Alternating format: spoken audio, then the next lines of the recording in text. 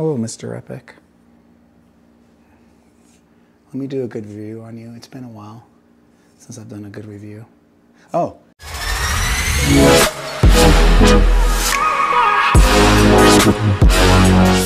Welcome back to the channel, guys. Today we're going to be taking a look at the brand new Specialized Epic Expert.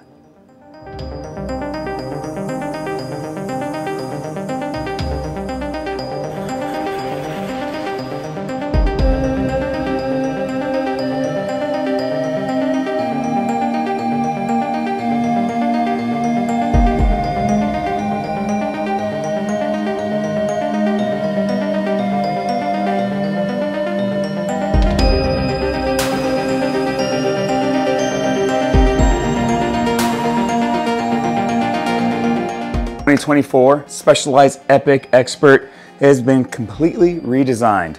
So since World Cup tracks, XC World Cup tracks are becoming more difficult, spectacular! Oh, faller! And then Specialized has changed the traditional full suspension Epic and kind of made a hybrid between the old Epic and the Epic Evo. In this video, we're going to go over the changes that Specialized has made to the Epic. We're going to go over the geometry, all the different features, and then we're going to take you on the trail for a live review. The obvious thing that you could see or change that has been done on the new Epic is that it no longer has the brain technology in the shock or in the fork.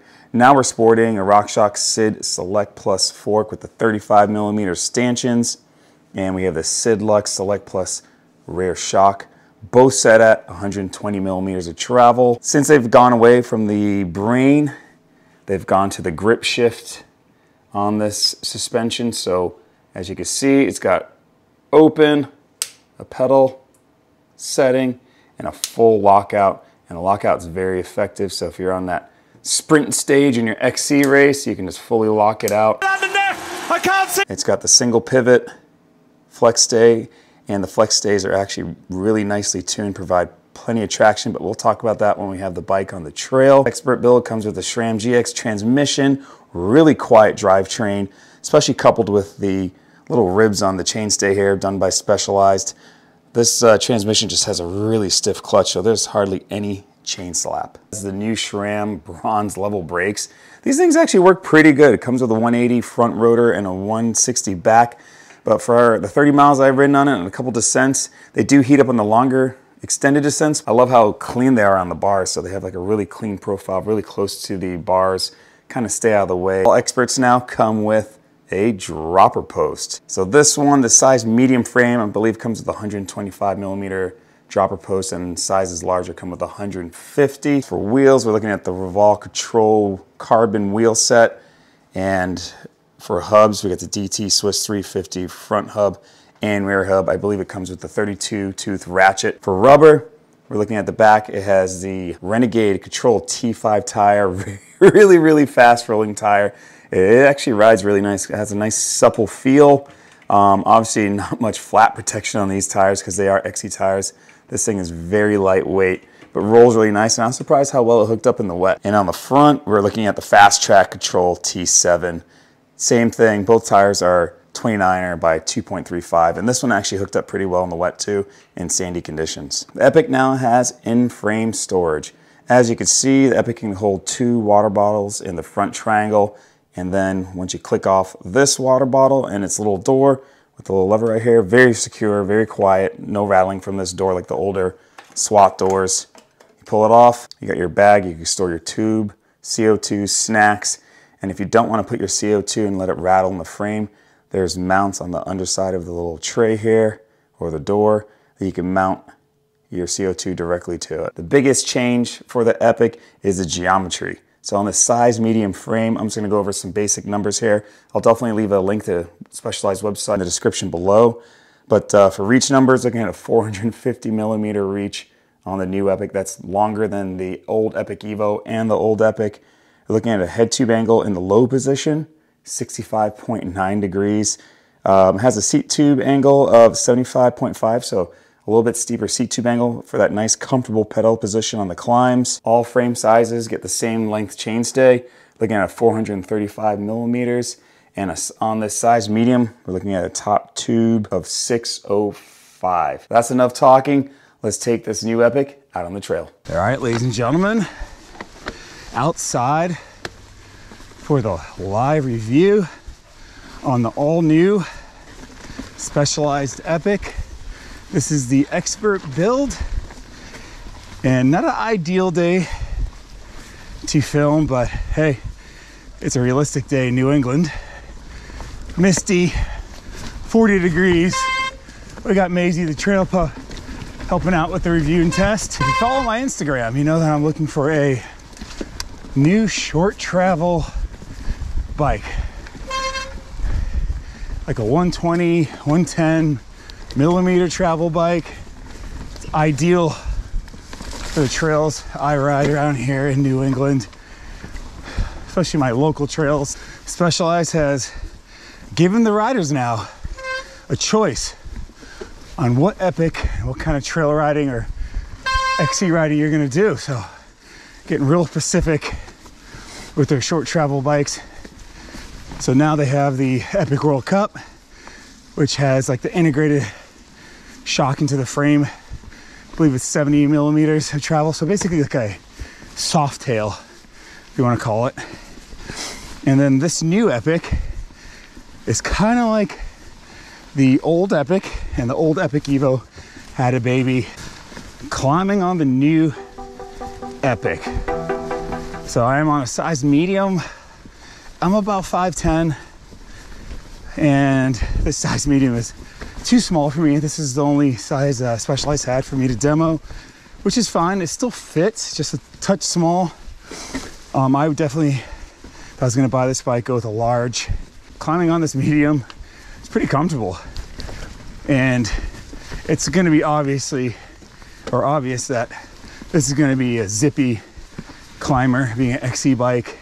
It almost feels like I'm cheating. It feels really light on the trail, on the climb. Specialized claims, I think 24 pounds, 24, 25. I'll wait when I get home, but definitely feels like it. You know, lightweight tires, Revolve carbon control wheels definitely play into that. On a scale of 1 to 10 in climbing, it's a 9.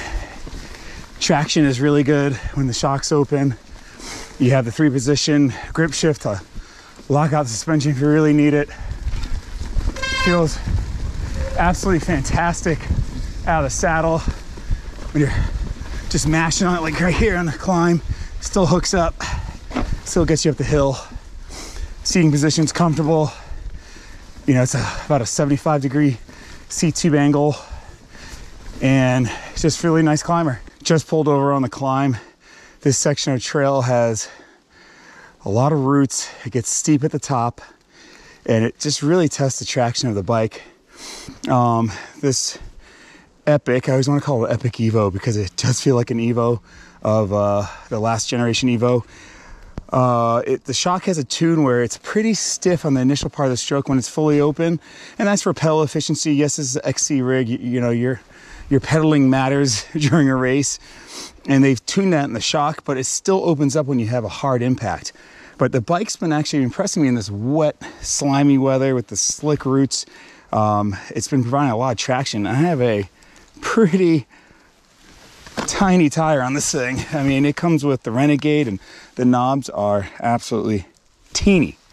So I'm just gonna pedal like an idiot right up the middle of the climb here. It's short and punchy, but it always gets me on, even on longer travel bikes. Let's see if I can make it to the top. Maisie's already halfway there. Man, it's grinding away. Right at the top. And these, oh my God. Oh, how does it get traction with this Renegade tire? Wow. I don't know if it's just because the shock has a proper tune on it, or these flex stages work exceptionally well, but this thing just makes short work of climbs. So just in the transition to the descent, just realized that this bike has a kind of like a knock block, like the old Trex did. I just kind of slid out in a turn and went like that, and the bar stopped, which is a good thing because it's a flat bar. The shift lever is like right here, and it's gonna impact the frame, but Good turning radius still. I mean, didn't even notice I had it until I fell, so just noticed that for you guys. But I think we should start having a good old time on the Epic here on a descent. I started descent. Let's try this way real quick. Never gone this way. Suspension is open. Ooh, slick on the rock. Oh, we got Maisie the trail pup leading the way. Show me what's up, Maze. Yo! Got sand and dirt all in my face. All right. God, really good pop, obviously. I always say that, I know. But come on, a 120 bike that weighs 25 pounds. Woo! What a fast bike. Oh, you want me to take the lead? All right, thanks, babe. Oh, you know, the fast track front tire. Pretty good grip. A lot of good volume on these newer ones. True to size, I think. And then the revolve control wheels, wider than the old ones. Hold the tire really nicely. Man, oh, oh, it's really raining now. It's coming down. The Renegade back tire is so fast rolling. Wow. This new Epic strikes a nice balance between lightweight and capable. Still pretty durable feeling, really solid bike. When I first looked at it, I thought it'd be way too chintzy, especially those little skinny flex days. Woo! Whoa! Slippery. Woo! All these leaves. Oh yeah. Right there, you can feel the shock just kind of skipping along the top of those little chattery roots. So it opens up and you have a, oh yeah, hard impact. I think it's had a rim ding. You know, these lightweight tires are taking a beating today with my fat butt. You know, the winter is just finishing up, so definitely need to shed some pounds. But man, how's this Renegade tire hooking up in these conditions? All right, good test. Oh, don't snap. It did it. Not hitting the step down jump just because it's so slimy and muddy. Oh my gosh. Come on. All right, this is rutted and gutted. I'm gonna pull over right here because old Maisie the trail pup hooked herself off this little jump and came out of the trails with a limp. Wow. Yep. I smell sealant and burnt brakes on that short little section there. It got steep.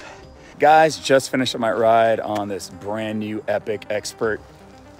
Put about 30 miles on it, a mix of cross-country trails on a nice day and, you know, about 15 miles today in slimy conditions and a couple downhills I've done on the new Epic. So I got a good feel for how this bike rides. So I know you're gonna ask, well, what categories does this new Epic fall into? It's still an XC bike with XC trails or XC racing, becoming a little more gnarly. The track's becoming a little more difficult and technical. This Epic slides right in there. It feels like the old Epic and the Epic Evo, the old generation ones, had a baby, and this is what they came up with. The brain is gone, so now they have the grip, twist, lockout for the fork and the shock. So if you're really gonna sprint those flat sections of the XC, you know, tracks, you can do it on this bike still. The geometry now feels excellent on the downhills, way more capable than the last Epic. Feels like the old Epic Evo. We're looking at, in the low position, just below 66-degree head tube angle and a little bit longer reach. Guys, thanks for joining me on this review. So stay tuned. You see what bike I pick for my next short travel bike. Still got more testing to do, but I hope you enjoyed this first look at the Specialized Epic Expert. Can't wait to ride the new Epic Evo. Hope I get my hands on that one soon. Thanks for watching, and I'll catch you on the next one. Peace.